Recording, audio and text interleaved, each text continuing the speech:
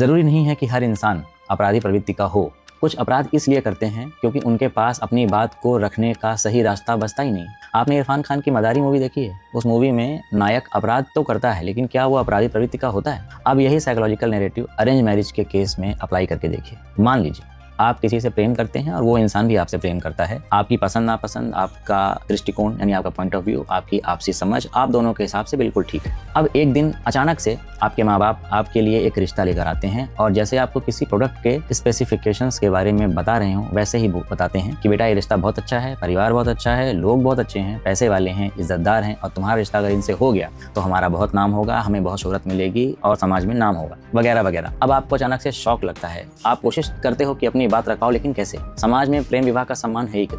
आप अपने माँ बाप की मर्जी के खिलाफ किसी से प्रेम कैसे कर सकते? आप अपनी बात सीधे तौर पर नहीं रख पाते क्योंकि आपको पता है कि आपकी बातों और आपकी भावनाओं के सम्मान की किसी को नहीं पड़ी। और जब आपकी ऑटोनॉमी आपसे छीन ली जाती है, जो कि आपका कोर ह्यूमन नीड है, तो आप थ्रेटेंड फील करते हो, यानी आप डर महसूस करते हो और धीरे धीरे ये तनाव बढ़ता ही जाता है जो आपकी नींद, भूख, आपके मन और दैनिक दिनचर्या को प्रभावित करता है। आप चिड़चिड़े हो जाते हो, बात बात पर गुस्सा आता है, लेकिन आप किसी से अपने मन की बात नहीं रख पाते और ये प्रोलॉन्ग्ड एंट्रैपमेंट का एहसास बुरी तरह असर पहुंचाता है आपके दिमाग के उस हिस्से को जो आपके डिसीजन मेकिंग यानी फैसला लेने की क्षमता, इम्पल्स कंट्रोल यानी आवेगी प्रवृत्ति को कंट्रोल करने की क्षमता और लॉन्ग टर्म प्लानिंग यानी योजना बनाने की क्षमता के लिए जिम्मेदार है। और धीरे धीरे ये साइकोलॉजिकल ट्रैप में फंसे रहने का एहसास आपको अंदर ही अंदर भावनात्मक तौर पर तोड़ता जाता है। और जब आपके पास आपके सपने, आपके लाइफ गोल्स को आपसे छीन लिया जाता है तो उसको पाने का कोई सही रास्ता या सही लेजिटिमेट रास्ता नहीं दिखता, तो आप क्या करेंगे? अब ऐसे में लोग कई तरह के रास्ते अपनाते हैं। कोई सीक्रेट रिलेशनशिप में रहता है और दोहरी जिंदगी जी रहा होता है, हालांकि कुछ वो भी नहीं होता जिसको ये करना पड़ रहा है।